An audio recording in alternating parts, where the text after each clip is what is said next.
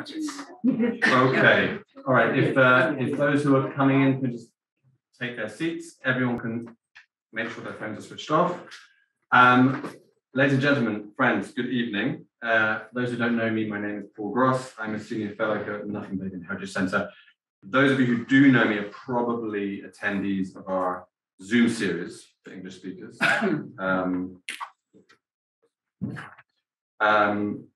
Usually on a Wednesday at 8:30, I host a conversation. Someone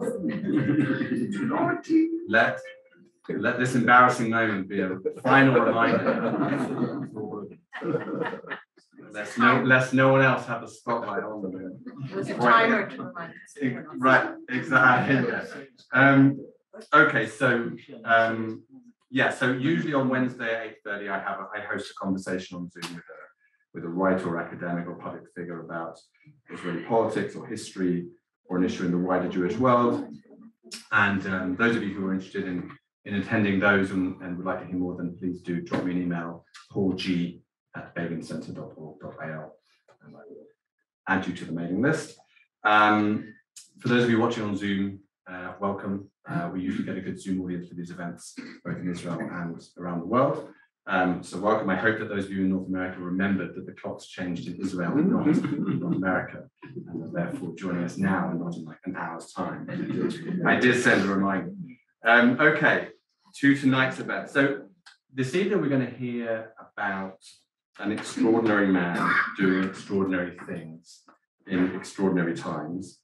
The times are extraordinary, of course, because the world was at war and the Jews of Europe were being murdered on an industrial scale. And he was doing extraordinary things because, as we'll hear tonight, shockingly, most other people in the United States, including the Jewish establishment, were not responding with the urgency that those extraordinary times required. And I'll leave my guests, who know far more than I do, about Hillel Kook, a.k.a. Peter Bergson, to explain just how and why he was such an extraordinary man. I do want to just say, because it's kind of an elephant in the room because of where we are in the calendar, that in 2 days' time we have elections here. And certainly I think it's impossible to avoid the media coverage of it and its sort of ubiquitous issue in Israel at the moment. And without in any way downplaying the issues at stake and the importance of this election, which I'm very aware of as much as anyone else, I think an event like tonight can serve as something of an escape from contemporary concerns, not least by reminding us that not that long ago, within the living memory of people still with us, it would have been science fiction. It would have been a fantasy. The Jews would be worrying about who to elect as prime minister of their own independent state. Okay, we're going to be hearing from three wonderful speakers who I will now introduce in the order that you'll be hearing from. Firstly, Rabbi Dov Peretz Elkins, the author of the book which prompted this event. He's a renowned lecturer, educator, workshop leader, author, and book critic. He's a recipient of the National Jewish Book Award and is the author or editor of over 60 books. His Chicken Soup for the Jewish Soul was on the New York Times bestseller list. Among his other books are The Wisdom of Judaism, An Introduction to the Values of the Talmud, Bialik, Israel's National Poet, The Friendship That Shaped Jewish History, Eddie Jacobson's role in President Harry Truman's recognition of the new state of Israel, and The Treasury of Thought on Israel and Zionism. And of course, last but not least, Peter Bergson, the Jewish lobbyist who advocated to save Jews during the Holocaust. Rabbi Elkins will be signing and selling books after this event, which you are warmly encouraged to purchase. Following Rabbi Elkins' speech, we will hear from Rabbi Professor David Golinkin. Rabbi Golinkin was born and raised in Arlington, Virginia. He made Aliyah in 1972, earning a BA in Jewish history and 2 teaching certificates from the Hebrew University in Jerusalem. He has an MA in rabbinics and a PhD in Talmud from the Jewish Theological Seminary of America, where he was also ordained as a rabbi. He's the president of Schechter Institutes Incorporated and president emeritus of the Schechter Institute of Jewish Studies in Jerusalem, where he also serves as a professor of Talmud and Jewish law. For 20 years, he served as chair of the Halacha, the law committee of the Rabbinical Assembly, which writes, responds, and gives halakhic guidance to the Masorti movement in Israel. He's the founder and director of the Institute of Applied Halacha at Schechter, whose goal is to publish a library of halakhic literature for Jews throughout the world. He is the director also of the Center for Women in Jewish Law at Schechter and the founder and director of the Midrash Project at Schechter. He was named in June 2014 by the Jerusalem Post as one of the 50 most influential Jews in the world. In May 2019, he was awarded an honorary doctorate by JTS, and in November of this year, he will receive the Nefesh B'Nefesh Bonei Tzion Award for his contributions to Israeli society in the field of education. He has also written or edited 60 books. And our final speaker is Dr. Rebecca Kook, Chair of the Politics and Government Department at Ben-Gurion University in the Negev. Her research focuses on different aspects of Israeli society and politics, including the politics of memory, multiculturalism, and the status of minority women, all of which make her a fascinating and brilliant speaker. But in addition to all of that, and very relevant for us this evening, she is the daughter of Hillel Kook. So we look forward very much to hearing about the man from someone who knew him better than anyone else would possibly this evening. Without further ado, I'm going to introduce our first speaker, Rabbi Dov Peretz Elkins.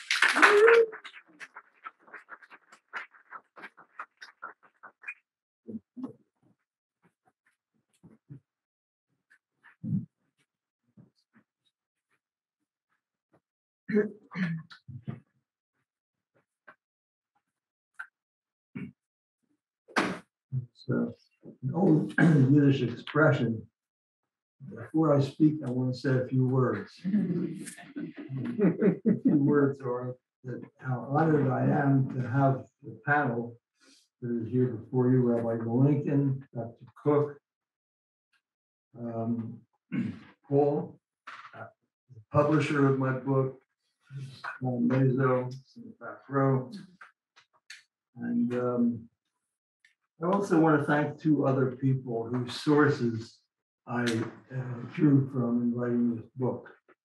One was Raphael Medoff. If you want to learn more after you read my book about this whole period and the role of Hillel Kook and FDR and other people, Raphael Medoff, I think, is the preeminent scholar in the field of the Holocaust and the American Jewish community. And also the late David Wyman, who was the real pioneer in writing about this. And he was a non-Jew, and yet he wrote the classic book in the period. And Raphael Medoff was a student, and Medoff started the David Wyman Institute, the University of Massachusetts, and now elsewhere.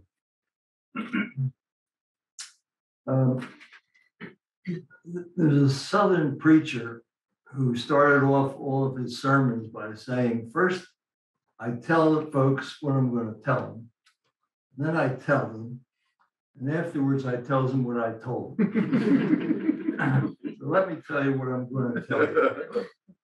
I'm going to tell you about an extraordinary human being, as Paul pointed out, Peter Bergson, alias Hillel Kook. And if you want to know why he has two names, you have to read the book.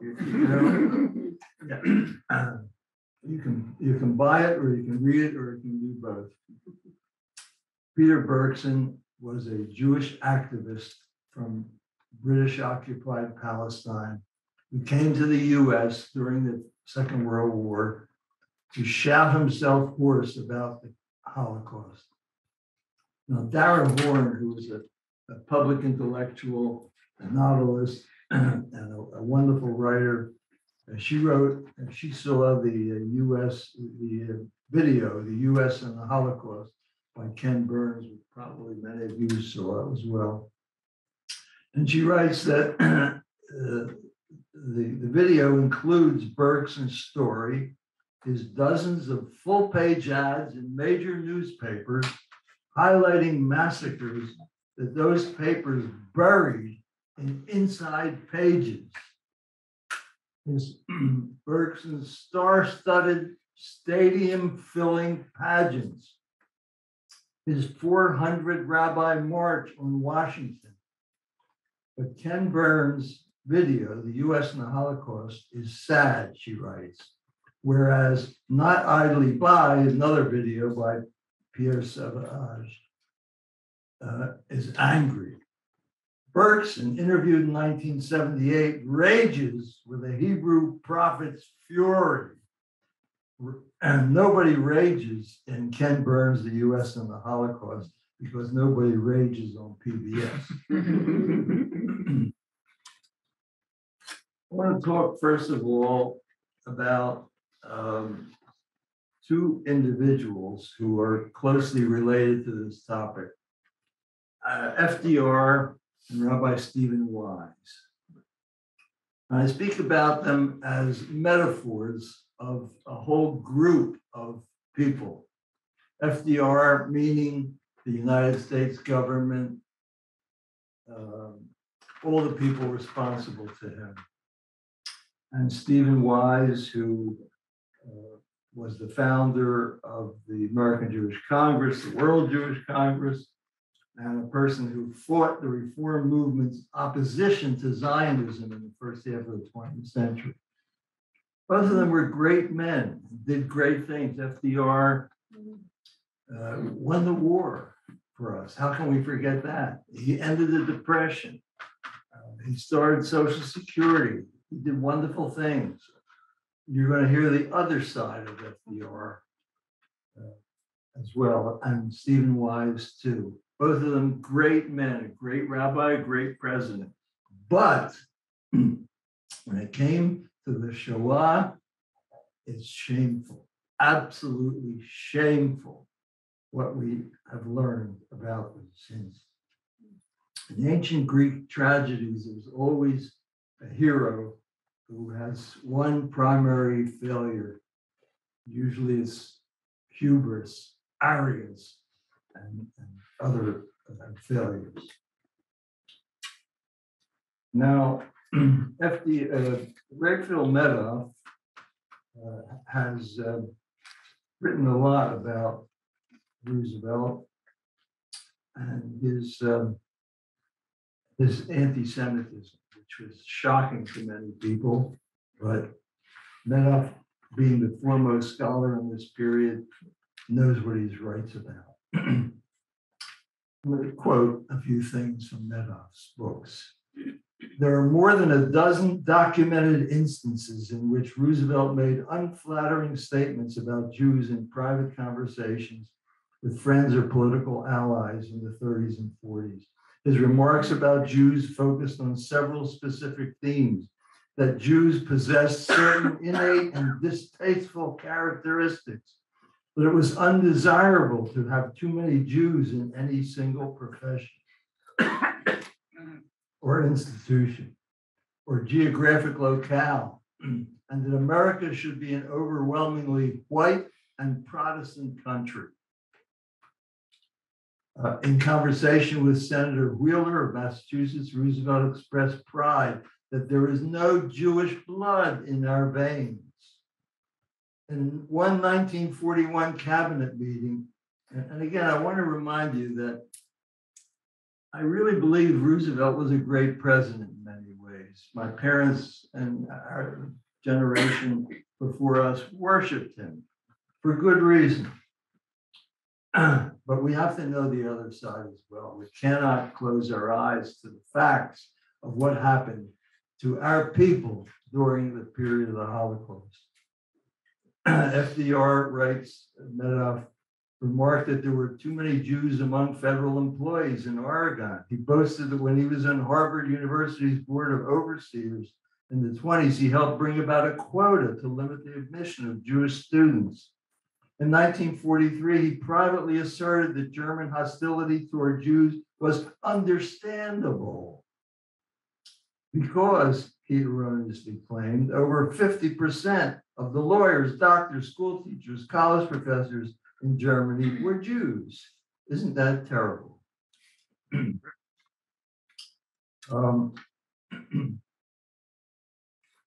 This was Meadow further. And remember, FDR, I write, is a metaphor for all the cabinet, the Congress, the government, not just himself, but I'm talking about him as an example of what went on during that period. A common theme underlay Roosevelt's perceptions of Jews and Japanese Americans. Their blood, that is, their innate racial characteristics, made them suspect. If admitted to the United States in large numbers, they would overcrowd certain professions, dominate aspects of society, or harm America's character or culture in other ways. They needed to be spread out thin so as to keep them in check. The entry of significant numbers of non-assimilable Jewish or Asian immigrants did not fit comfortably in Roosevelt's vision. That explains why the Roosevelt administration suppressed Jewish refugee immigration far below the levels allowed by the existing quota system.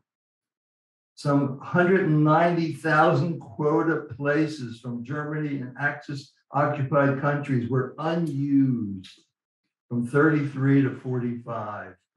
Yet the president turned away the refugee ship, as we all know, St. Louis, with its 930 Jewish passengers and refused to support a bill to admit 20,000 refugee children from Germany. Taking in any significant number of Jewish refugees, even those permitted by the existing quota laws, did not comport with Franklin Roosevelt's conception of the ideal America. Let me turn now to Stephen Wise, also a great person and someone with a lot of failures.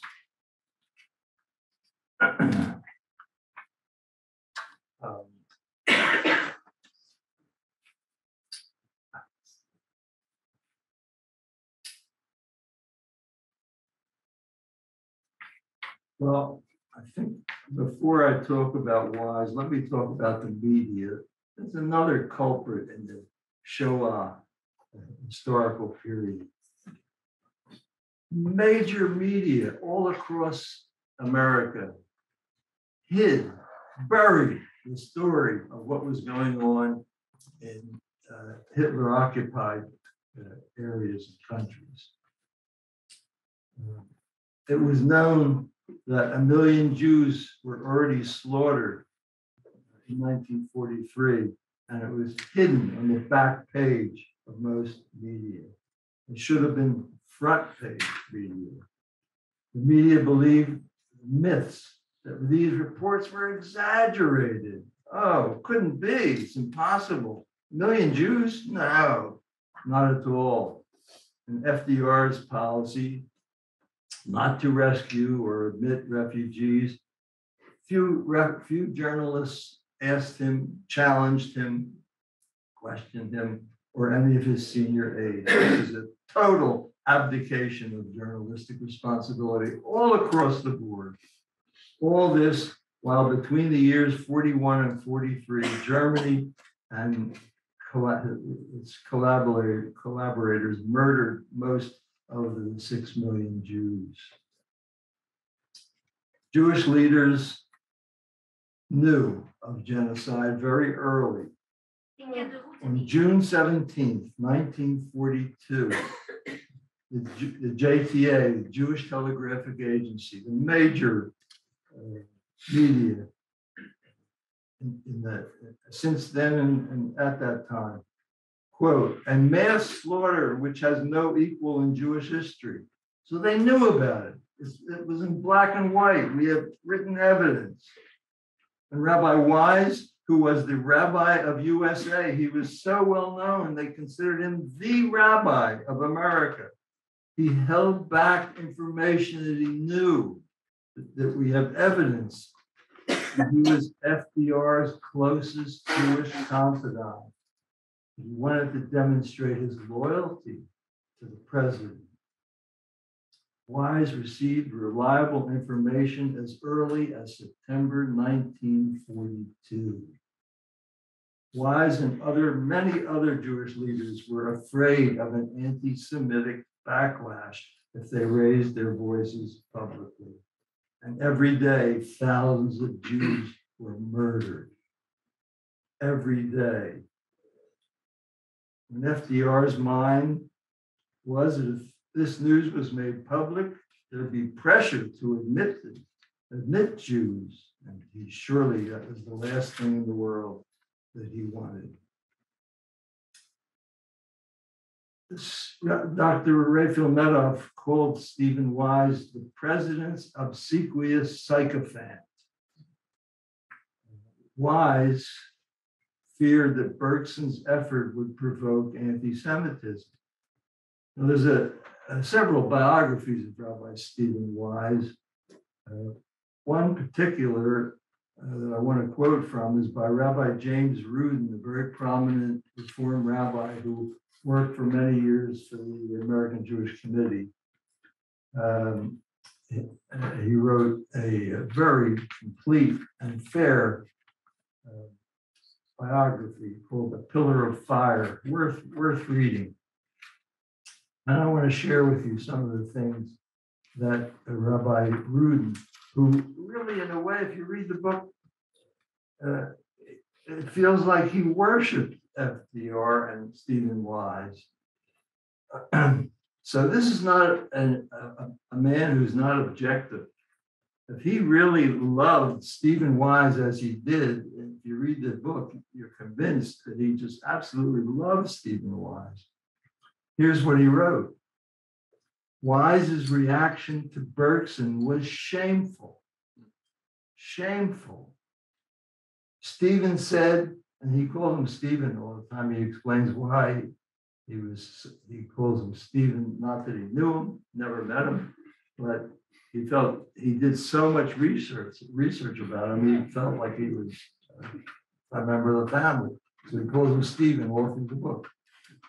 Stephen said the revisionist movement in Zionism, which Bergson came from, was, quote, fascism in Yiddish or Hebrew, and a disaster to the Zionist cause and the Jewish people. Thanks to Peter Bergson, this is Rabbi Rudin writing this in his biography of Stephen Wise. Thanks to Peter Bergson, a year after the Pearl Harbor attack, 4 major U.S. newspapers carried a 2-page, quote, proclamation on the moral rights of the stateless and Palestinian Jews, signed by 1,500 prominent Americans, including Langston Hughes, Humphrey Bogart, Aaron Copland, Eugene O'Neill, Senator Harry S. Truman, was a senator then, all pledging that, quote, we no longer witness with pity alone the calculated extermination of the ancient Jewish people by the barbarous Nazis. Further, writes Rabbi Rudin, Wise's bitter opposition to Bergson was personal, ideological, and generational. Stephen in the 40s was the ultimate establishment leader who operated behind closed doors in the White House Oval Office and within government quarters of power. There are rabbinical students, and Rabbi Golinkin can probably testify to this.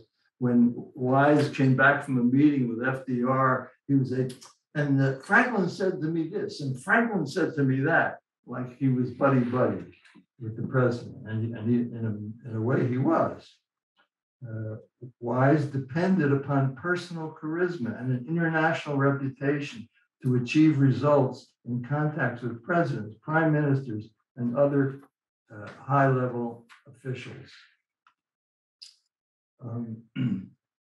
Here's more. This is the really amazing thing that Rabbi Rudin writes in his biography of Wise.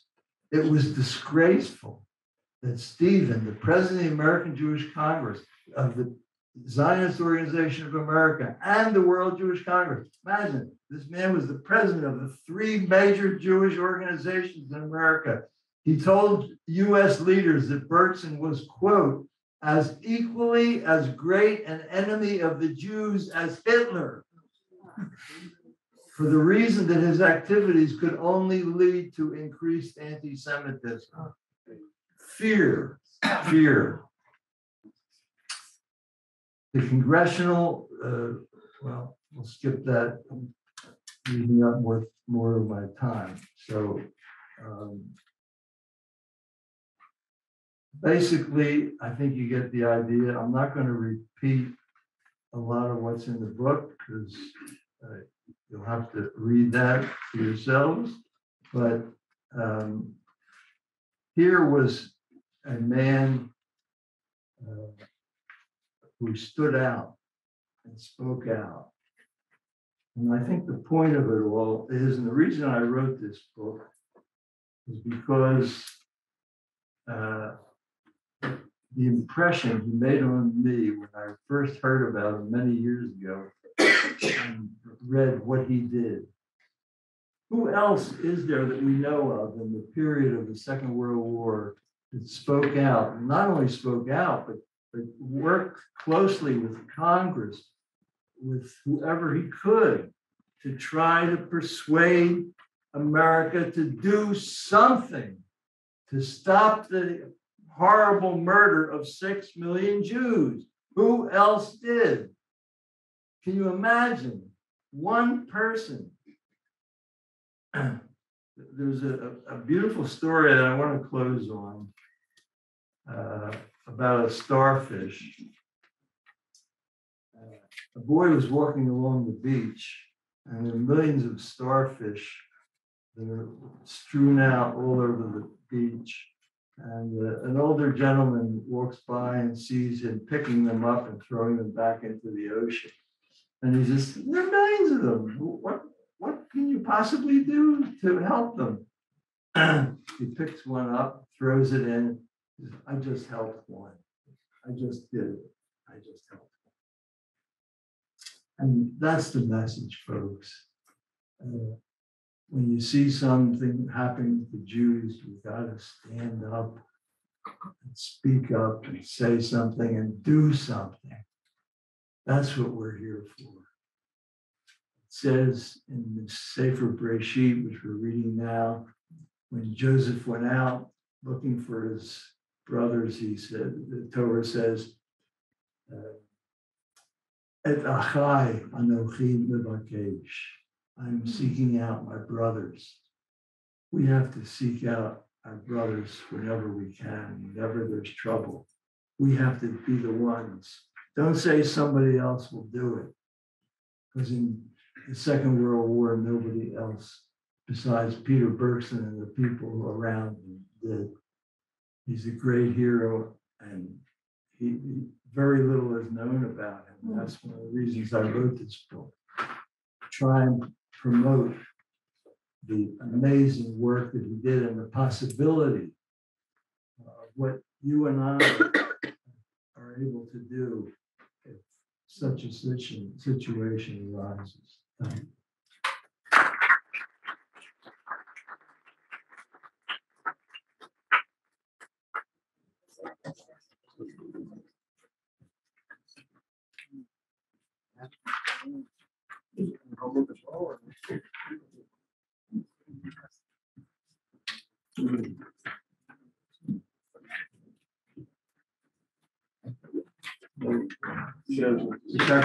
Rabbi Elkins. Rabbi Elkins stole the phrase I usually use at the beginning of my remarks. The Yiddish expression is "Far mein Rede will ich sagen a paar Wörter." Before my speech, I'd like to say a few words. So first of all, I'd like to welcome my friend Noam Zion and his wife Marcella. Noam and I and our colleague Rabbi Jonathan Lipnick and others are the children of the three students I'm going to talk about for the next few minutes. And I would like to respectfully disagree with Rabbi Elkins. Peter Bergson and his group were one of the groups who were very active in protesting the Holocaust while it was going on. I'm going to be telling you about another group that did parallel work at the exact same period of time in a very different way, and I'll explain the differences. I'd also like to thank the co-author of our book, The Student Struggle Against the Holocaust, Dr. Rafi Medoff, whom Rabbi Elkins mentioned many times. He and I published this book together in 2009. And he may be online now, I don't know. But if not for Dr. Rafi Medoff, much of the story I'm going to tell you now would not have been known. In 1997, he published an academic article in the Journal of Holocaust and Genocide Studies of the Holocaust Museum in Washington, telling the story of these three students. And in the end, we wrote this book, which includes many of the original documents from that period of time. And I Xeroxed a number of them for you, and we're also going to show them on screen. And finally, I'm saying this now, even though I should say it at the end. One of the things we need to learn from the story of Peter Bergson and the story of the three JTS students is that we cannot remain silent when Jews and others are in danger. And unless you've been living in a cave, you know that there is a war going on now in Ukraine, which started on February 24th. The Schechter Institutes, of which I am the head, has been actively involved in relief efforts there since February 24th, for the simple reason that we've been running Jewish schools and synagogues in Ukraine for the past 31 years. So we didn't need to get involved. We already were involved. We have synagogues and schools in Kiev, Kharkov, Odessa, and Chernovitz, and we have helped thousands of Jews and non-Jews since February 24th. So to me, this story is not a theoretical issue of something that happened 80 years ago. It's something that's going on right now. And just as Peter Bergson and his friends tried to save the Jews of Europe, and Noah Golinkin and Jerry Lipnick and Buddy Sachs tried to save the Jews of Europe, we must do everything we can to save both the Jews and the non-Jews in Ukraine from the tyrant who is currently living in Moscow. I would like to give you a brief chronology of the student struggle against the Holocaust. And it's a story of Noah Golinkin, my father of blessed memory, who at that time was 28 or 29 years old. Rabbi Jerry Lipnick and Rabbi Buddy Sachs, excuse me, they weren't rabbis then, who were his fellow students at JTS at the time, who were about 5 or 6 years younger than him. The difference was that my father was born and raised in Zhytomyr, in Ukraine and in Vilna. And he had had first-hand experience of experiencing anti-Semitism growing up. And when I read Rabbi Elkins' book today, and I saw the story about the pogrom when Hillel Kook was a young boy, my father had a very similar experience. One of his first memories in Ukraine in 1920 was running away from the pogroms of Pietlura, who was a known anti-Semite who murdered thousands and thousands of Jews at that time. And the Jews of Ukraine ran wherever they could go. And my father and his parents, his family, ran away to Vilna. And one of his first memories was hiding in a synagogue and being told that he had to be quiet because the pogromists were outside the door. So he came from that background, understanding full well the actual anti-Semitic currents and actions of Eastern Europe. Noam's father, Rabbi Buddy Sachs, and Rabbi Jerry Lipnick had both grown up in Baltimore. They did not have that experience firsthand, but the three of them sprung into action in November 24th, 1942. And we'll begin with the telegram from Gerhard Riegner in August of 42. He was the official representative of the American Jewish Congress in Geneva. He writes a telegram which he wanted that it should arrive, it should get to Rabbi Weiss and to others. It got to the State Department right away, but they did not deliver it to Rabbi Weiss, but it got to Rabbi Weiss through another channel, through England. And in that telegram, it said, in Führer's headquarters, plan discussed and under consideration, according to which all Jews in countries occupied or controlled Germany, numbering 3.5–4 million, should after deportation and concentration in East be exterminated at one blow. The action reported planned for autumn, methods under discussion, including prussic acid. Riegner added that his informant's reports have been, generally speaking, reliable. This telegram arrives to Rabbi Weiss. Rabbi Weiss immediately turns to the State Department. They say they have to check whether it's true, even though they already know full well that it was true. And they told Rabbi Weiss he has to sit on the information until they verify its veracity. He finally was able to announce at a news conference November 24th, 1942, that 2 million Jews had already been killed by the Germans. Immediately, I'll just call them the students all the time, Noah and Jerry and Buddy set up the European Committee of the student body of the Jewish Theological Seminary. Not a very good soundbite. And for short, it was called the European Committee.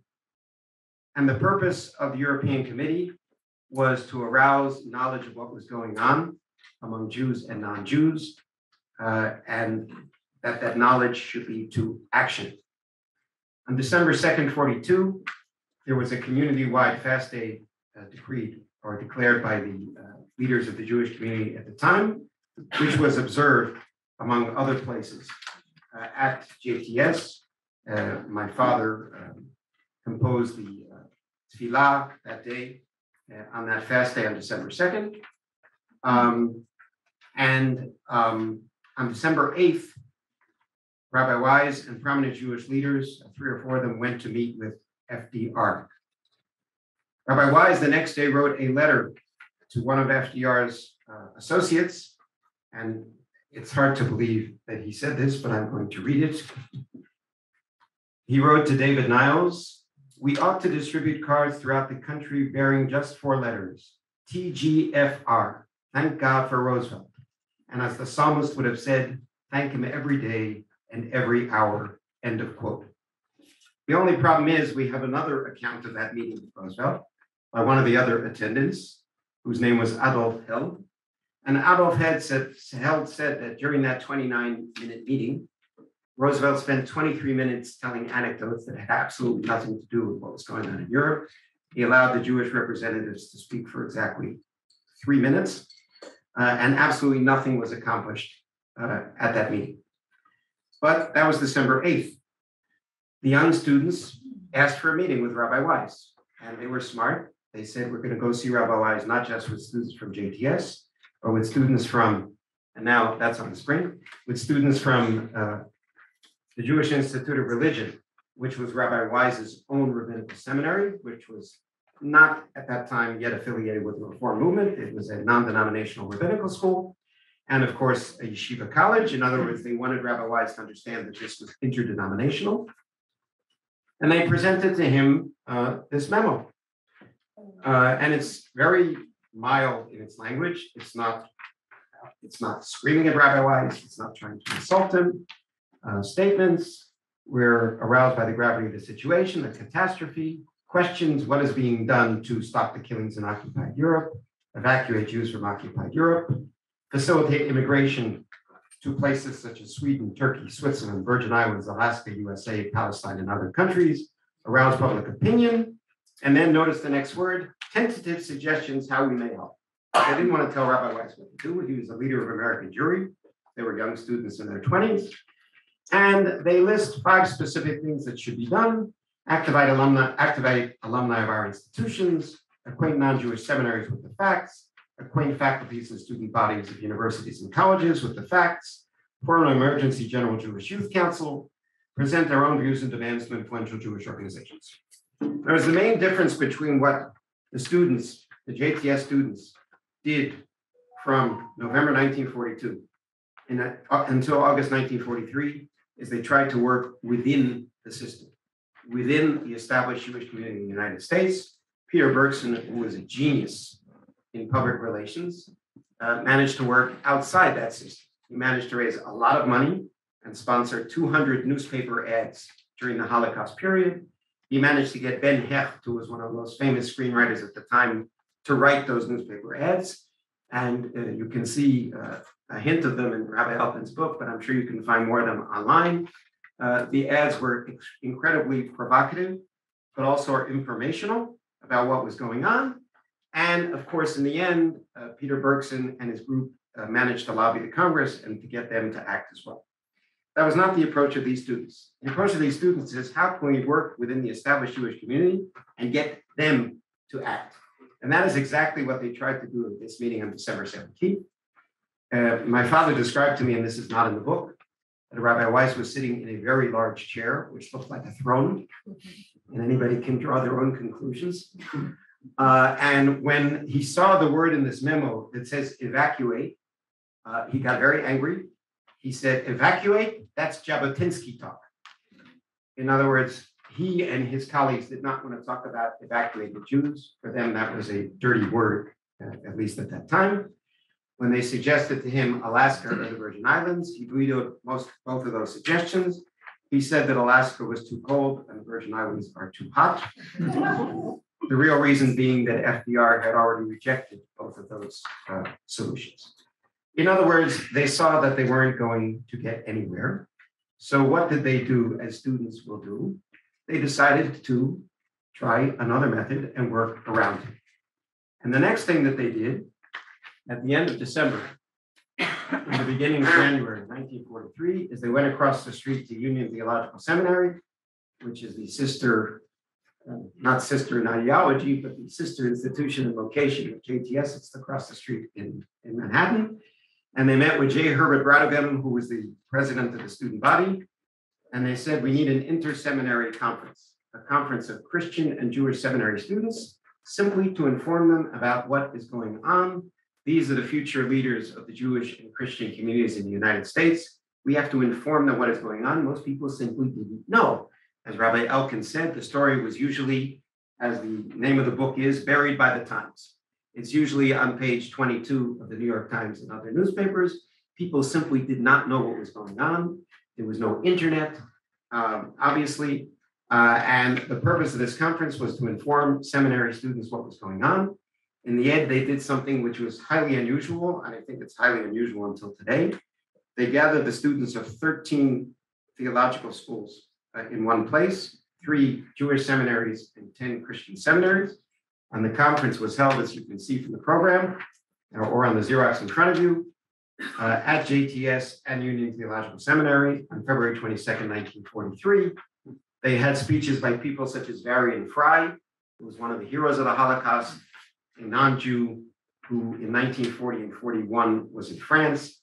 He saved 2,000 Jews, got them across the Pyrenees to Spain, including people such as Marc Chagall and Hannah Arendt, famous Jewish painters, intellectuals. And why did he have to leave France? Because the State Department canceled his passport. They were not happy about what he was doing in France. And he was one of the speakers at this conference, as well as prominent Christian and Jewish leaders at the time. I'm not going to read the names. And there were 167 Christian and Jewish students at this event. And in the book, you can see the one picture that survives of the event, of the dinner. You see hundreds of students sitting together at Union Theological Seminary, and most of them have a very serious expression, having listened to a day of testimony about what was going on in Europe. The next thing that the students did, if you can go to the next slide, Paul, it's also the next 3 Xeroxes in your sheets, if you have the sheets in front of you, is an article which was published in the Reconstructionist magazine, March 5th, 1943. And the Reconstructionist was not a magazine like the New York Times with a mass circulation. It was a magazine that had a huge influence on Jewish leaders at that time, of course, founded by Rabbi Mordechai Kaplan. And you'll notice the note at the beginning of the article. The following statement by a committee of students of the Jewish Theological Seminary presents a serious challenge to American Jewry, and particularly to the American synagogue. There may be disagreement as to some of the methods proposed by this committee, but its recommendations certainly merit public discussion that may lead to action. And that is exactly what happened. And these 3 students here start out with a j'accuse. They accuse the American Jewish community. We Jews who live in the state serenity of America have failed to grasp the immensity of the tragedy which has befallen our people. And this failure is perhaps the greatest part of the tragedy. Were the entire Jewish populations of Boston, Cincinnati, Baltimore, Philadelphia, Chicago, San Francisco, Cleveland, St. Louis, Los Angeles, and Detroit slain, it would be little over half the number of those who have already been annihilated in Europe. What have the rabbis and leaders of these cities or of New York done to arouse themselves and their communities to the demands of the hour?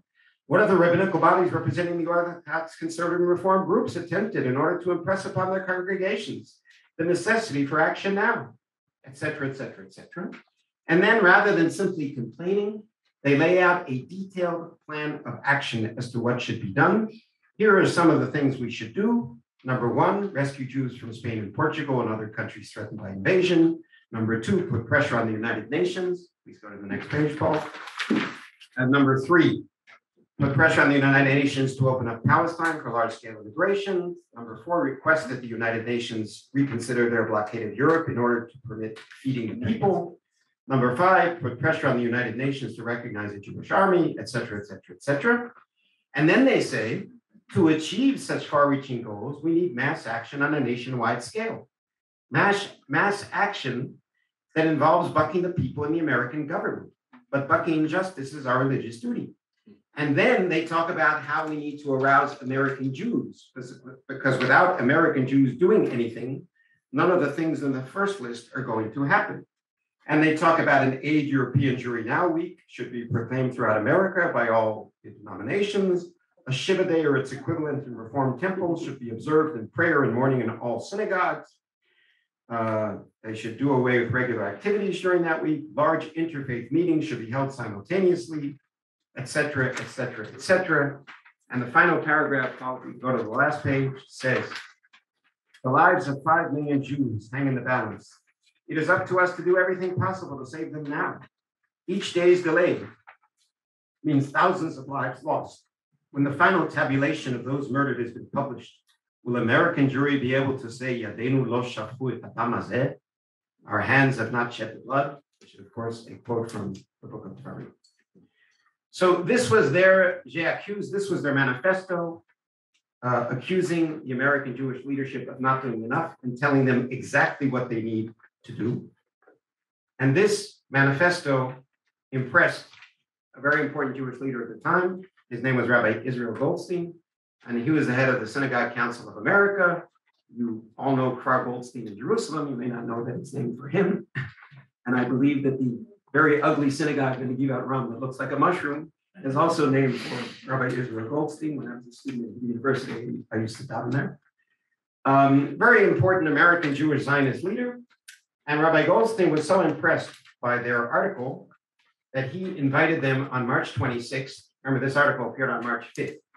On March 26th, he invited them, Golinkin and Lipnick, two of the students, to plan the agenda of the Committee for Emergency Intercession, which the Synagogue Council of America had just created. And basically, this committee, which was composed of the leaders of all the denominations of the synagogues in the United States, decided to do exactly what the students told them to do. And they decided, and they actually expanded the idea from the article in the Reconstructionists. Instead of a day or a week of prayer, it became the Sphira campaign. It was called the period of mourning and intercession. And it was also called the Sphira campaign. It included 3 prayers, 2 of which were written by my father, to be recited both in synagogues and at home. The second prayer, which I did not Xerox, was a prayer to be recited every day at Birkat HaMazon, reminding Jews that they have what to eat, but the Jews of Europe now do not have what to eat. A black ribbon being worn as a Siman Avilut. A new Yizkor prayer was included. I do not know who wrote that Yizkor prayer. And you'll notice the date on this page. This is in the appendix to the book. Rafi and I did not emphasize this enough in the book. This packet was sent out to 3,000 synagogues and Jewish organizations on April 19th, 1943. What was April 19th, 1943? Right. That was the day that the Warsaw Ghetto Uprising started. It was also the day that the disastrous Bermuda Conference started, in which the Allies decided over the course of 10 days to do nothing to save the Jews of Europe. So on the very day when the Allies were deciding to do nothing to save the Jews of Europe, 3,000 packets of material were mailed to synagogues and Jewish organizations to be out in the United States. And the result indeed was the Sphira campaign of 1943. According to the executive director of the Synagogue Council of America, he received hundreds of letters and telegrams from synagogues and organizations telling him that they were going to do this campaign and pledging full participation. If you could go, I'm not going to read the prayer now. Go to the next page, please. In the back of the book, we reproduce a bunch of newspaper clippings. Luckily, the Synagogue Council of America saved these clippings, and they are from newspapers all over the United States, some in Yiddish, mostly in English. And these are not exactly the most well-known newspapers in the United States. The Chattanooga News Free Press, the Brooklyn Jewish Examiner, the Hartford Courant, the three on this page, the Hartford Courant, the Providence Journal, the National Jewish Ledger, the San Francisco Examiner, the Bronx Home News, the Chicago News, the Nebraska Jewish Press, Der Tog Morgen Journal in Yiddish, the Atlantic City Jewish Record, et cetera, et cetera, et cetera. And we summarize on page 75 of the book that in April and May, the rallies were held, sometimes led jointly by Reform, Conservative, and Orthodox rabbis in New York City, Boston, Hartford, Newport, Richmond, Charleston, Memphis, Galveston, Oakland, San Francisco, Los Angeles, and many points in between, including not merely large metropolitan areas such as Chicago, Detroit, and Denver, but also Tulsa, Omaha, Youngstown, St. Paul, and numerous communities across Pennsylvania. Even resort Jewry, quote, in and around the resort hotels of Atlantic City held memorial rallies. Quite a few of those were held in cooperation with Christian groups and churches, though not as many as the students would have liked. And at the end of the Sphera period, there was a dramatic convocation in New York held by 500 Orthodox, Conservative, and Reform rabbis, which in and of itself was very unusual. All of this as part of the Sphera campaign in order to raise awareness and to use the packets of materials which had been sent out throughout the United States. There are three last things I would like to mention about the student group. They continued to lobby for action while this was going on, and this is not in the handout. On April 25th, the students wrote a 3-page program of action to Rabbi Wise, to Proskauer, and the heads of the Jewish Emergency Committee, which was a committee that had been set up jointly by a bunch of major Jewish organizations, telling them once again exactly what they should do in order to help save the Jews of Europe. And needless to say, those leaders ignored what they had to say. And among other things, they said that an emergency office should be set up with a full-time staff in order to implement these ideas. And just to give you an idea of the reaction of the Jewish establishment, that was in April 43. In June 43, Proskauer, the head of the American Jewish Committee, wrote to one of his friends who was complaining that this Jewish Emergency Committee is not doing anything, quote, "There isn't a single thing that I can think of that the Jewish Emergency Committee should do," end of quote. And finally, August 29th, there was an American Jewish conference put together by many of the leading Jewish organizations at the time, and that's the last sheet in front of you. And believe it or not, this American Jewish Conference was planned for months by all these major Jewish organizations.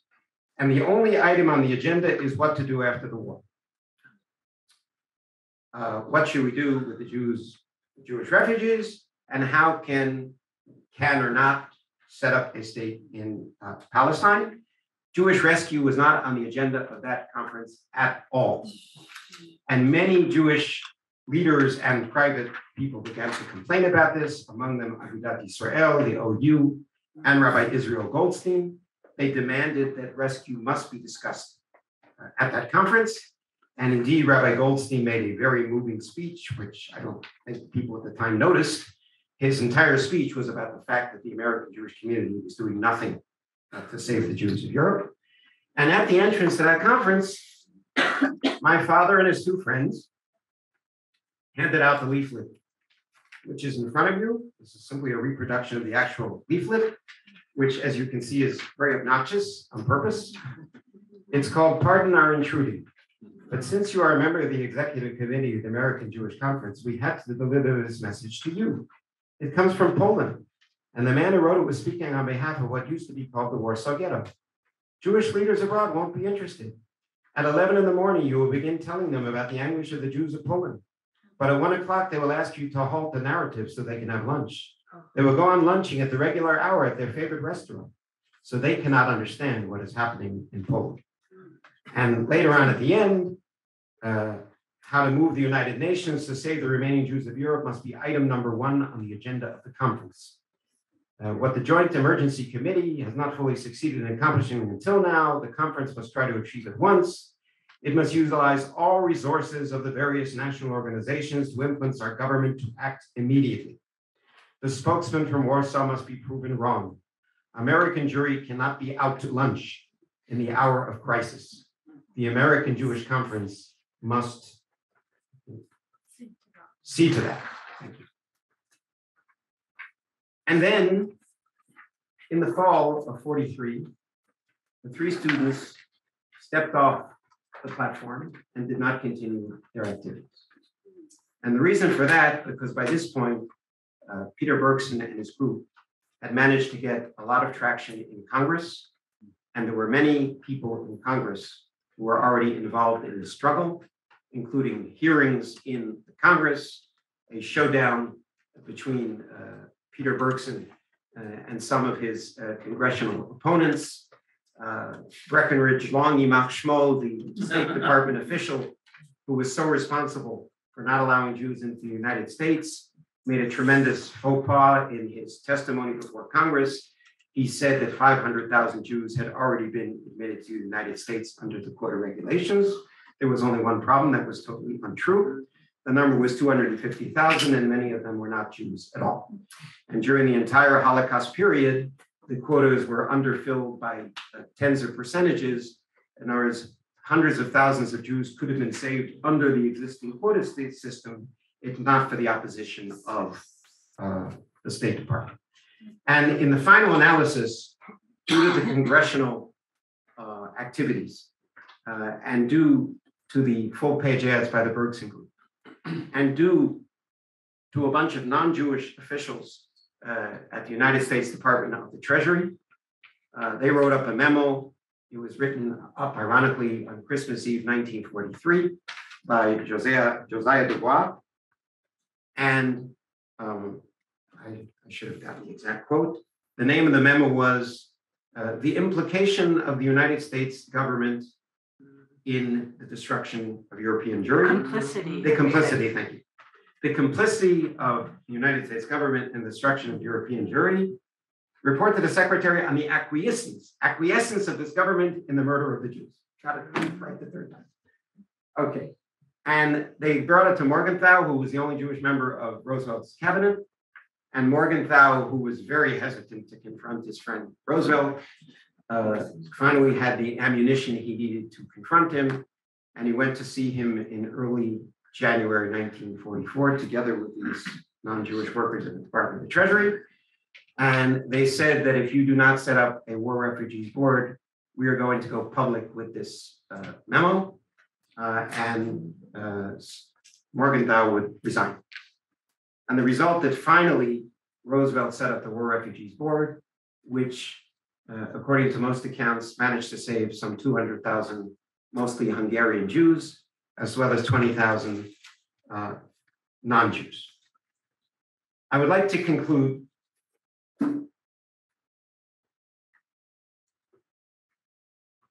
with this. When Rabbi Buddy Sachs passed away in Jerusalem in 2009, Noam's father, Noam found a copy of Haskell Lookstein's book, Where We Are Brothers Keep It, in his father's library. And this was a book which Rabbi Lookstein published, which has an entire chapter about these students and the article they published in March of 43. In that book, Rabbi Lookstein heaped lavish praise on the three young JTS students and their manifesto, Retribution is Not Enough. This is what my father, Noah Golinkin, wrote on the title page of the book. Dear Moshe,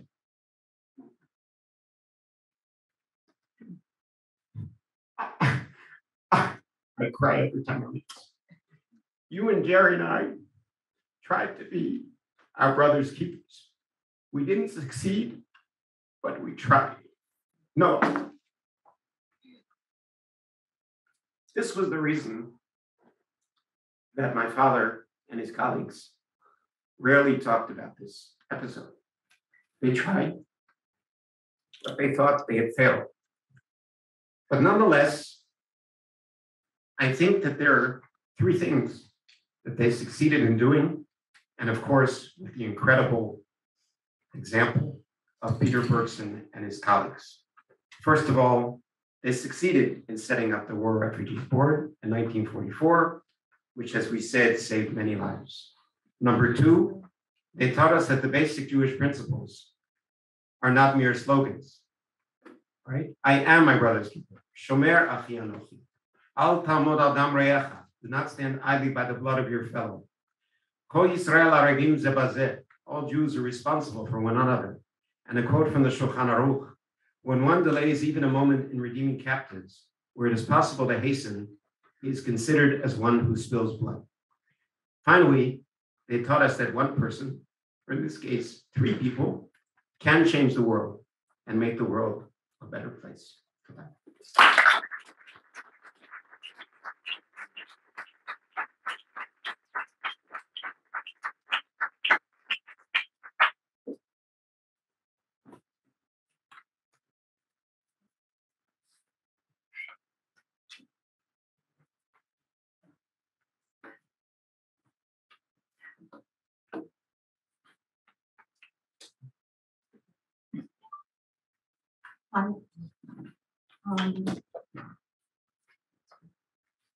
It's always a really huge honor to be invited to speak about my father. So I'm very honored to be here tonight. Thank you, Paul. Thank you to the Becky Center. I suppose. Yeah, I can speak louder. I also want to say, I mean, these two remarkable talks. So it's a big honor to come after these 2 remarkable talks. They both started with the same quote. And I can't say it in Yiddish because I don't know Yiddish and I don't remember the exact quote in English. So I'll just say that I'm going to tell you a little bit about what I'm going to say before I start talking, but mainly to make the point that it's going to be a different talk than the 2 previous talks. And the focus of my talk is going to be about memory. And basically, I'll be trying to explore a question together with you. And that question is, why is it that presumably, most of the people in this room didn't know a lot about Hillel Kook before they came to this talk? And I think that's an important question to explore. So I'm going to spend the time that I have exploring that question.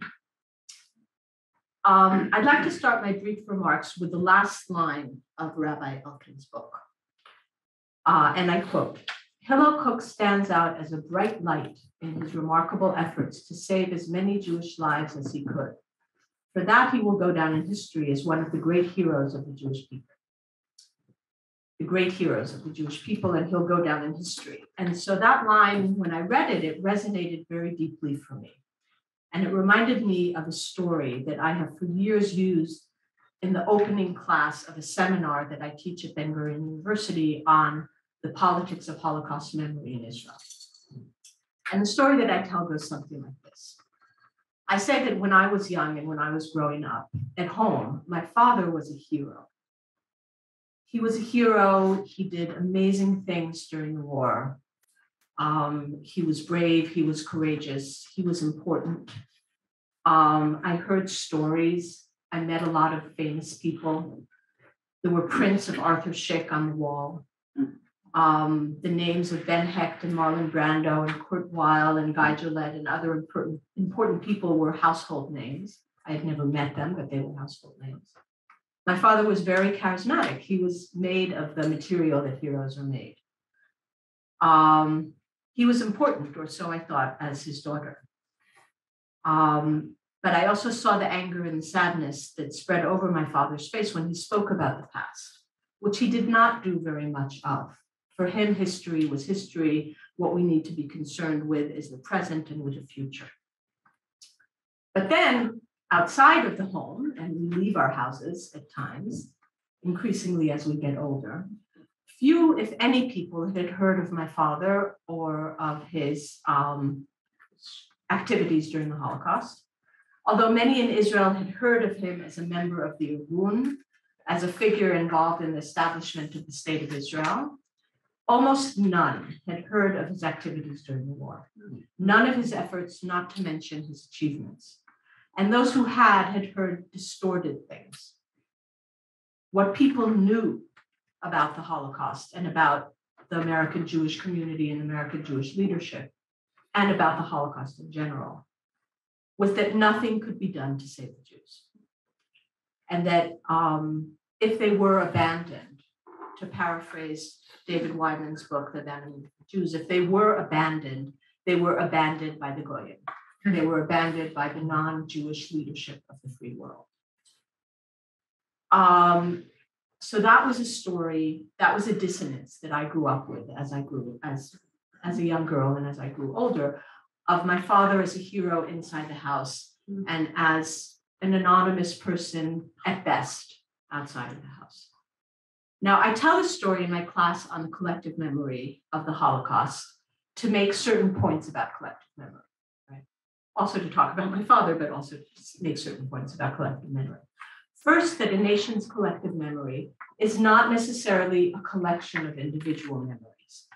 And even more strongly, a collective memory most often does not overlap with individual memories.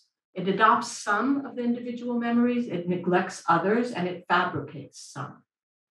Collective memory can, as is said by one of its prominent theorists, is never created in a vacuum. It's a reflection of context, of political, economic, and social factors and interests, often of money. It is a story that we as a nation tell ourselves about our past. And as we all know, the stories or memories that we tell about our past are basically a window into our soul, into our identity. Who are we if not our memories on an individual level? And it's the same on a collective level. Collective memory is not only about the past. It teaches us about the present and also about how we project ourselves onto the future. And this leads me to the second point, the reason that I tell this story in the beginning of my seminar. If we want to get to know ourselves, our nation, our society, who are we? It is important to think about what we choose to remember, because it is a choice. It's a political choice. But it is equally important to think about what we choose to forget, because that is also a choice, and it is also a political choice. So in Rabbi Elkins' book, we learned much about what we should remember about Hillel Kook. But we do not really understand why we have chosen to forget this part of our story. Why is Hillel Kook neglected? Why is Rabbi Golinkin's father and the other two students, why are they neglected? I'm sure very few people in this room have heard about that. And these are the heroes we should learn about. Why are they neglected? Why are they written out of the narrative of our national history? And although as a daughter, I really should use this opportunity to celebrate what my father achieved, I am not a historian. We've had two of those here. I leave that to them, like Elkin, like Wyman, like Medoff, and others. But I think it's important as a political scientist and as an Israeli, and of course as his daughter, to pause a moment and think about the absence of Kook from our national memory, the price we pay for this omission. What do we lose in our identity when people like Kook are not celebrated as heroes, are not commemorated or remembered? There is not a street named after him. There is not a hall named after him. He is not taught in the history books. He's not mentioned on the preparation to the Auschwitz trips. There's no plaque in Yad Vashem. So I'll be happy to talk about why, but I'd like to answer it in an inadvertent way in the next points that I'm going to make.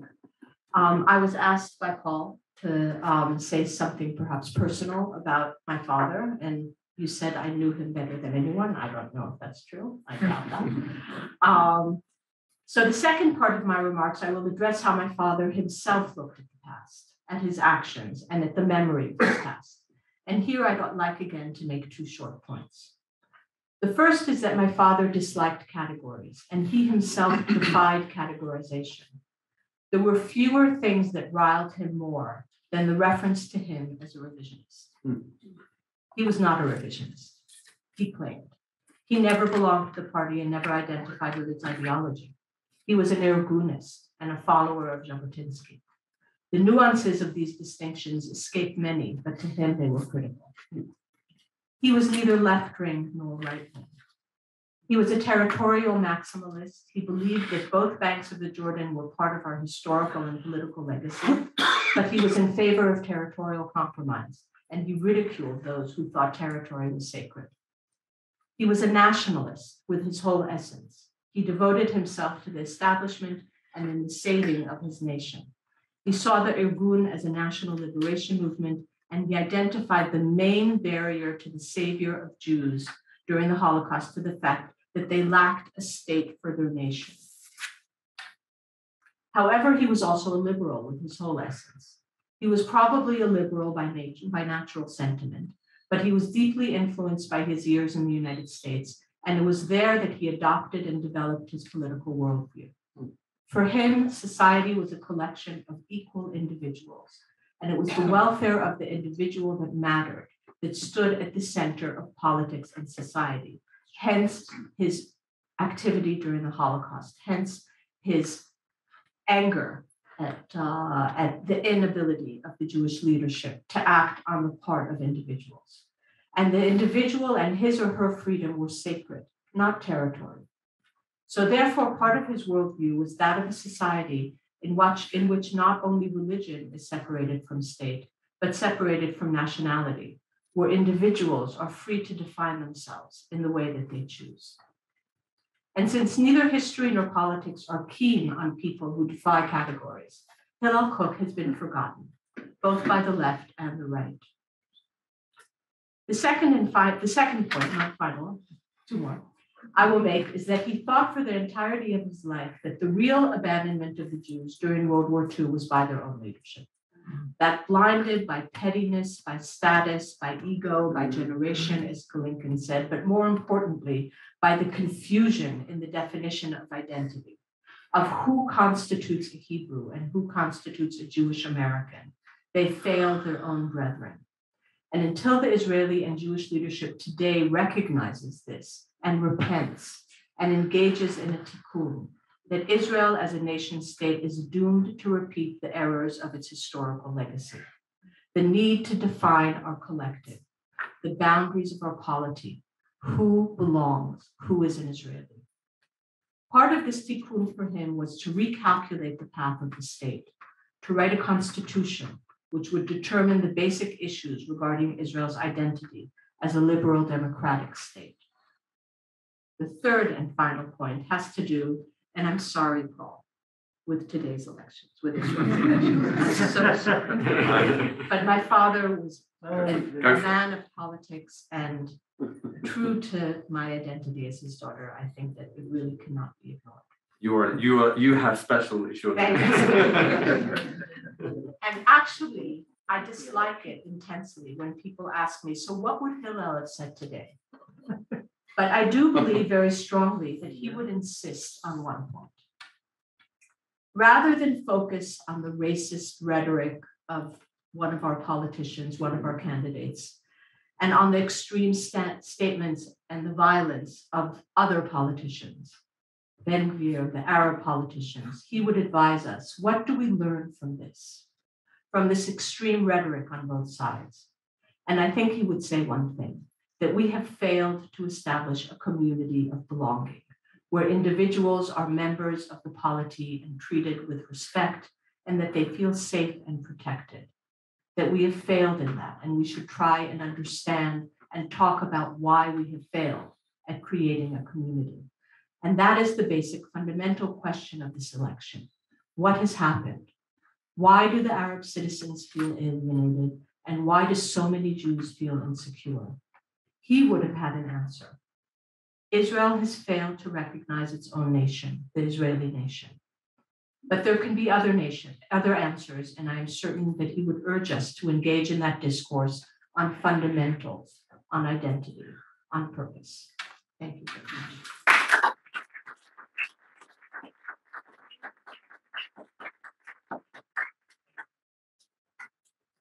Okay. So we've heard three really quite remarkable talks, each in their different ways, enlightening us, and I think giving us each one on its own, I think, would give all of us a lot to think about. We don't have a huge amount of time left, but I do want to go, so I'm going to skip whatever questions I had. I'd written down a few, but I'm going to go straight to questions from the audience because you guys are here and you deserve to have the opportunity to ask some questions. So there's one hand already up. I'm going to repeat the questions that are asked for the sake of our Zoom viewers who may not be able to hear the questions. So, okay, I just have a question. I love all three of your talks, really just wonderful. But right, when I was listening to all three of you, I was wondering the analogy of the existence and an existential threat against the Jews back then was the Holocaust and Hitler and the Nazis and the extermination of the Jews. Today, it seems that one of our most existential threats is the threat of Iran. And again, it goes back to the United States and US government policies vis-a-vis the Iranian nuclear program. Who are the three students? Who is the Bergman today? Helping Israel with the existential threats. okay, so just before we go to answers, the question was how we think about today's existential threat. If before it was the Holocaust today, the gentleman suggests it's Iran, and who are the three students or the Peter Bergsons of today raising that alarm? Who would like to? Well, I think that one of the good lessons that the American Jews learned from the Holocaust is not to sit silently and do nothing. There is a reason we called this book The Student Struggle Against the Holocaust. You've all heard of student struggle for Soviet Jewry. The people who founded the student struggle for Soviet Jewry in the 1960s, who were young students then, said that they don't want to repeat the mistakes of the Holocaust. We have to save the Jews of Russia. So I think that in general, and obviously this is just generality, in general, I think the American Jewish community has learned the lesson. And that is why there is AIPAC and all sorts of other advocacy organizations who are involved in trying to influence American policy. Do they always succeed? No, of course not. But they're very much aware of the Iranian threat, and they're doing whatever they can in order to move things in the right direction. Of course, nobody knows what the right direction is. But I think that the American Jewish community, as a community, learned a tremendous amount from the mistakes of the Holocaust. Let me just add that the student struggle for Soviet Jewry, one of the leaders was Glenn Richter, and he wrote me an email saying that what he learned was largely from Peter Bergson. Wow. And the student struggle for Soviet Jewry had full-page ads and marches and all kinds of things which were unheard of in the 40s. But Hillel Kook started them, and they were followed by student struggle for Soviet Jewry and as Rabbi Golinkin said, AIPAC and all the other organizations. They came in. Yeah. I'll just add one small note that I think that my father, one of the things which I kind of spoke briefly about in my talk was that he was he was convinced that until the American Jewish leadership and the Israeli Jewish leadership don't do a cheshbon nefesh about their behavior during the Holocaust, we are doomed to repeat it. And I would think that kind of cheshbon nefesh has not taken place. I think you're right that there's been a lot of change and things are not the same, but I think that a serious reckoning with our past and with our history is necessary. And until we do that, I think that it's very hard to answer your question. And one of the reckonings is to learn about Hillel Kook, who is unknown in the world Jewish community and in the world community, which is a shame in itself. And that's why I wrote this book. I tend to look for the positive in every situation. But one of the positive things I learned from the current situation in Ukraine is how Jews throughout the world want to help. We've been overwhelmed by people we don't know at all sending us money for the things we do in Ukraine. And if you go to the border there, you trip over all the Jewish organizations who are trying to help the Jews of Ukraine. So I think that in that sense, we have learned a lesson. Great, thank you. Yes, question. Do you think the Americans during that time in the 30s and going into the 40s just felt too secure and comfortable, and that it couldn't happen here. American Jews, you mean? American Jews, yes. Okay, And so do they think now in America, what would happen to Israel because of Iran? It couldn't happen in America to us. okay, so the question is whether the Jews at the time in the 1930s and 40s were just too comfortable and too secure in the United States to imagine that it could happen there. Yeah, I don't think that was the case. I think that there's also a lot of there's research that's done, and I think that Jews did not feel secure enough. There was anti-Semitism, there was fear, but I think that really wasn't the issue. I don't think that was the issue. My father used to have this. I mean, he was incredibly articulated. He used to say that if there's a fire and you go to save the people in the house and it's burning, do you say, come and save me and take me to the Waldorf Astoria, or come and save me? That it wasn't that story wasn't relevant, whatever. I'm going to make another point. It wasn't the rank and file of American Jewry that was apathetic. There wasn't a family in the American Jewish community who didn't have a relative in Europe, and they cared deeply about what was happening in Europe. It was the leadership that was at fault, and that was the problem. It wasn't that they felt secure or insecure. It was the leadership who failed. Right. Well, we bring a lot of evidence in this book, that there was a lot of anti-Semitism in the 1930s in the United States. The most famous example is Father Coughlin, who had a radio program which was listened to by 12 million people every week, which was rapidly anti-Semitic. And also, every poll showed that some 70% of Americans were opposed to bring in immigrants, especially Jewish immigrants. So the feeling of hesitation or fear of American Jews was not matzutz mina etzba. It was based on something. They did not feel secure. Right, but that wasn't the reason that the leadership didn't act. Yeah. Right. Okay. I'll come to yes, Abby. Hi, this is a question for Dr. Golinkin. Do you feel that this complacency, really has happened because the Jews in America have prospered and have always felt safe? And I think that is even continuing today with the controversy over, for example, Kanye West, and that people are not willing to stand up and say that he is anti-Semitic and he has to be shut down. And also, I wanted to know if the Homeland program that was passed in January 2004, if that also included the Jews that were brought in to Upper New York State that Ruth Gruber explained. Oswego. Yeah. Okay, so there was a question. Part of it was similar to the previous question, but it was relating also to the contemporary issues and the very contemporary issue of Kanye West and in his anti-Semitic remarks. And the question is whether American Jews are actually not responding or not willing to stand up against contemporary anti-Semitism in that way. Any experts on Kanye West?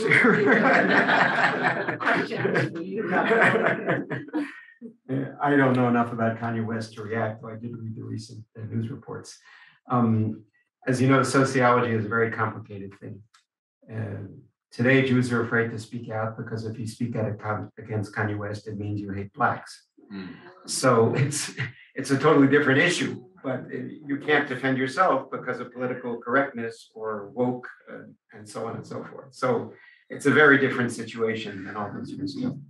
Oswego was one of the token things that Roosevelt did. He allowed 1,000 Jews into Oswego as a one-shot deal. He emphasized that it's a one-shot deal, but the War Refugees Board saved over 200,000 Jews, which had nothing to do with Oswego.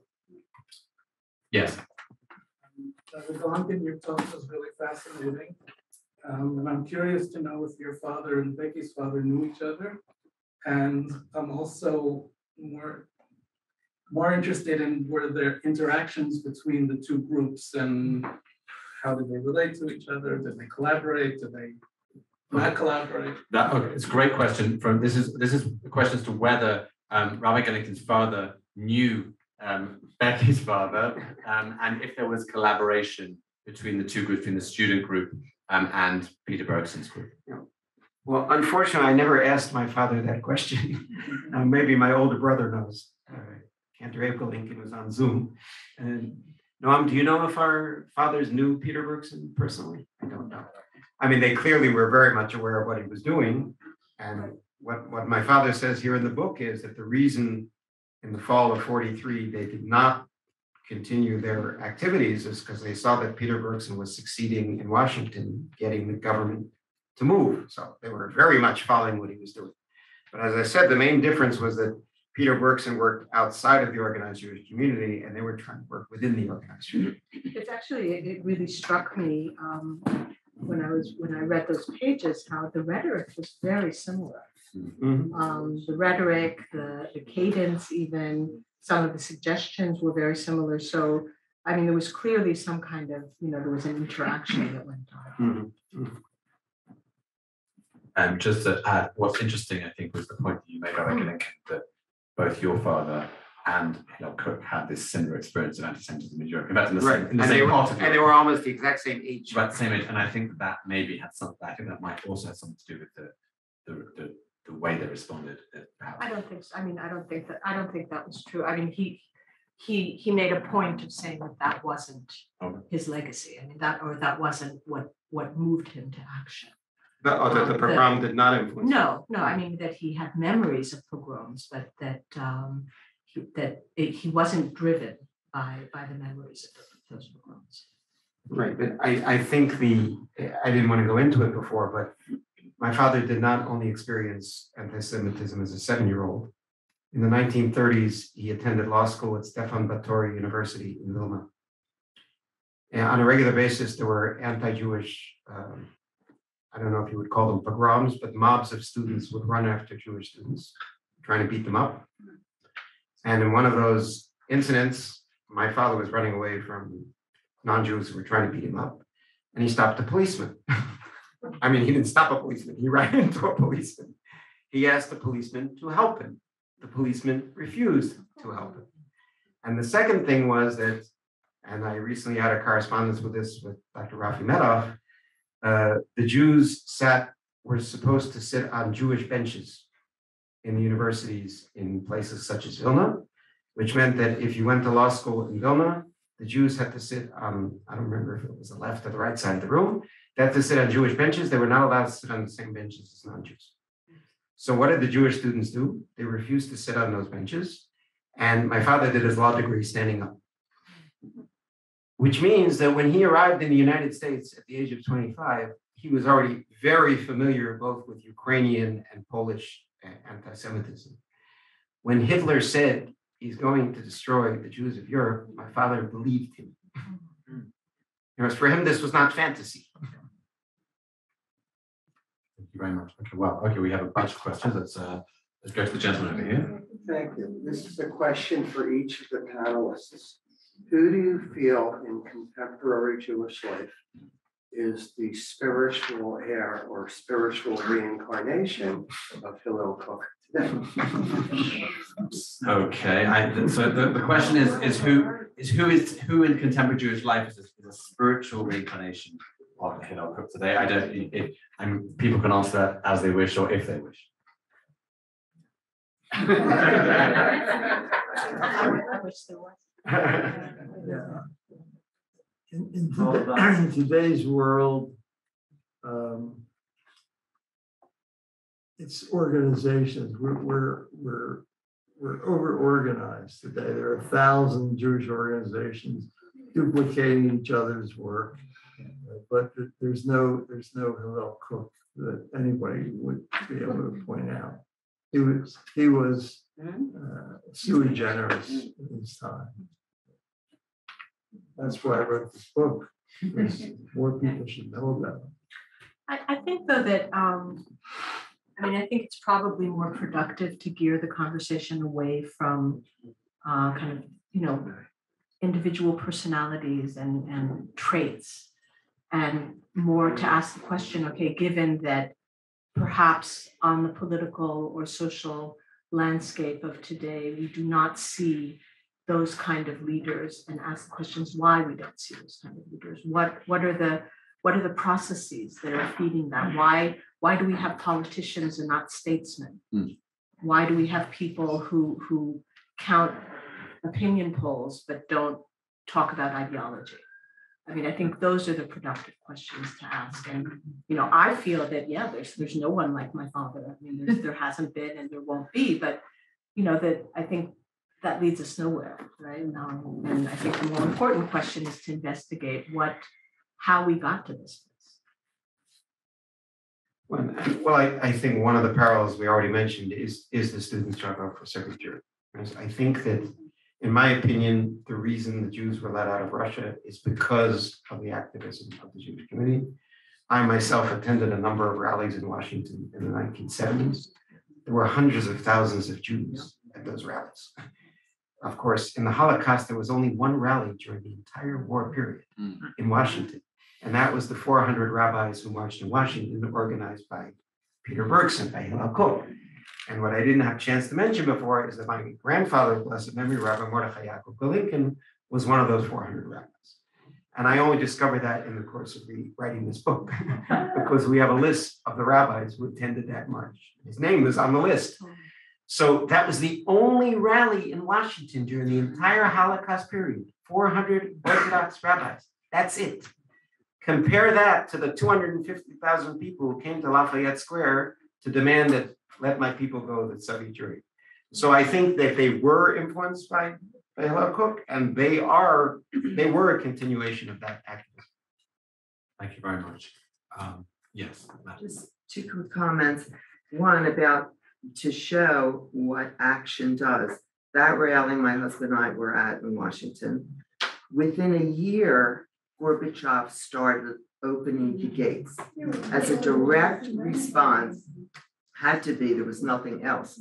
Direct response to 250,000. And Senator Skip Jackson. He was Yes, that was just a comment pointing out the response, the Soviet response to the rally by. But also, there's been a response. Someone brought up about Kanye West, and all the papers are showing that not only when he first talked about what he did and what he said without any apologies whatsoever, he said, my contract with Adidas is ironclad. Now what? In other words, like, now what are you going to do about it? The next day, I read it in like 5 papers. All these big corporations, Nike and everyone else, took his name, Adidas, took his name off of anything. His financial capabilities dropped by like $1 billion.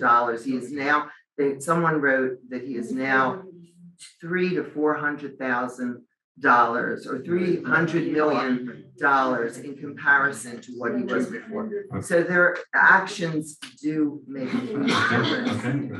Kanye West is getting his comeuppance.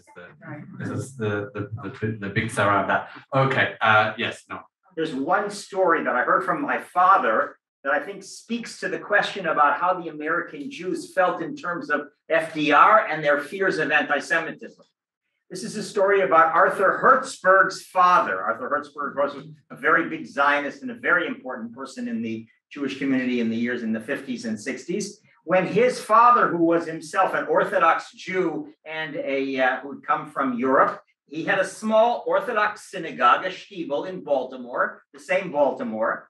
And just before that demonstration that he also attended, he announced that he would be going to this demonstration to his congregation on Mincha of Yom Kippur in the afternoon.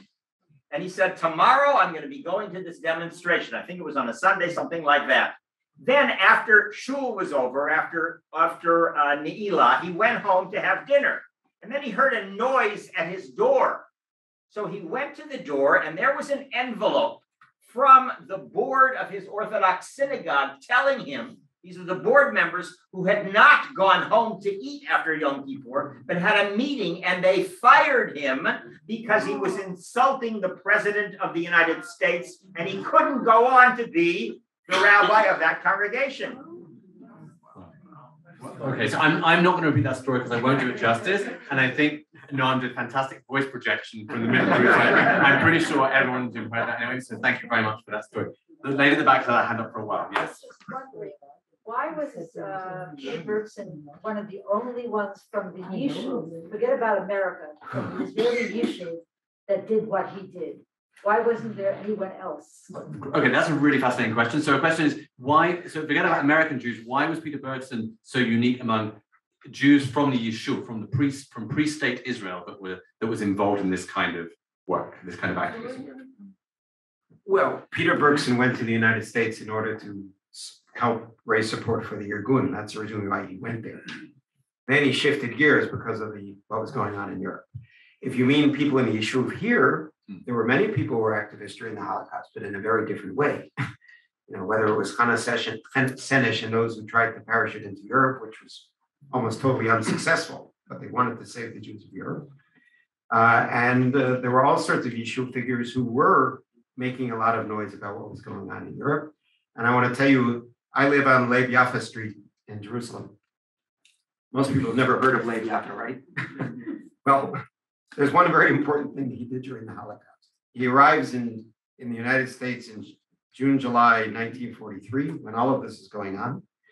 And they were having a meeting, they would have a meeting every 2 months of the Jewish Emergency Committee of all the organizations to save the Jews of Europe. Every 2 months they had a meeting. So he attended the meeting on July 15th, and he gives a Musser Schmooze, if you'll use the expression. He gives a big resounding speech to the people sitting there saying, why are you sitting here and doing nothing? You should be out in the streets protesting. And Rabbi Meir Bar-Ilan, Rabbi Meir Berlin was at the same meeting. They were visiting the United States at the same time. And they both gave the exact same message. What are you doing here having a meeting? You should be out in the streets protesting. So these Palestinian Jews, like Peter Bergson, understood what was going on and said, do something. Yeah, but I think that the question of the leadership of the Yishuv during the Holocaust is an important question.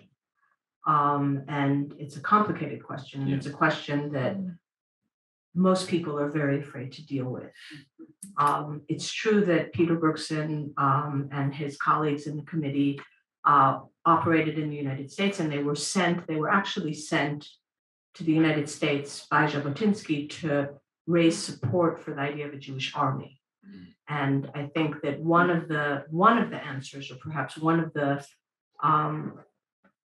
direction that might be helpful in thinking about what happened to the Yishuv during the Holocaust, is that it was the Jabotinsky branch of Zionism that was activist in that sense, and that from the early 1930s thought that saving the Jews of Europe was the highest priority, and that it trumped any other Zionist priority. One of the reasons I think Elkins writes about it in his book, one of the reasons that Wise and his cohorts opposed the rescue resolution that they brought to Congress was that they failed to mention Palestine in the rescue resolution. Mm. And I think that one of the factors that contributed to the, not quiescence, but to the passivity of the Jewish leadership in the Yishuv during the Holocaust was the influence of the labor movement and Mapai in that sense. Mm. And that it had a much more complex attitude towards saving the Jews. Yeah. I'd be doing I wouldn't be doing my job properly as an employee of the Begin Center, but I didn't point out that to sort of second the point that Becky makes, and that Jabotinsky, of course, died in the United States while he was in America, giving the same message that he'd been giving to the Jews of Europe, which was get out. This is, you do not ignore the signs. He came with this very apocalyptic message, before the final solution had been, before the decision final solution had been made at the Wannsee conference, and he knew that, and I recommend if anyone hasn't read it, his speech on, I think it was on Tisha B'Av of in 1938 in Poland, where he says to the Jews, I've been telling you for a few years now, and you've been ignoring me, but the end is coming, and you're ignoring it, and this is not going to end well. So I think, and he gave the same talks in America, and perhaps what we know now, what we've heard tonight, it didn't go down so well with American Jews. Okay, yeah, I think one last question, because we do need to finish, and I think people need to get home and hopefully Rabbi Elkins can sell some books as well. So one last question. The lady at the back had a hand up. Well, I'm sorry to people that had hands up but didn't. You can come and grab speakers afterwards. Yes, ma'am. I'm just curious, why is this such a secret for 70 years? What took so long to hear his name? I'm not sure I understand why doesn't Israel make a street after him? Why don't we have him in the Holocaust Museum? I mean, to me, he sounds like one of the greatest heroes of the Holocaust. Okay, so a simple question, a last simple question from the lady here is why on earth do we not know about him? Why are there no streets named after him? Why is Yad Vashem not remembering it? Right. I think it all starts and it ends with politics. You can't see, but right. And as I said, for up until the 1970s, Hillel Kook was a right-wing fascist, revisionist, Jabotinsky follower. We don't remember those people. After the 1970s, when the Jabotinsky fascist right-wing people were in power, they said, Hillel Kook, he's a liberal. He's a lefty. He talks about Israeli nationality. He wants to separate religion from state. We don't remember those people. So I think that when you want to understand, when you look at street names and you want to understand why is that street named after that person, you should follow their political lineage and you'll figure it out. And Rabbi Stephen S. Weiss Street is next to Yibad. Thank you very much to all three of our speakers. It was a wonderful, wonderful evening of insight. If you didn't know before, you do now know about Hillel Kook, and please purchase and read Rabbi Elkins' book, and also this book by Rabbi Golinkin, which when he sat down, I turned to him and said, I have to read this book now. So please do. There are a few copies over there. There are some copies. So, and if you want to know how to order it, just come over to me and I'll explain to you how to order the student struggle. Thank you very much, everyone. Good night.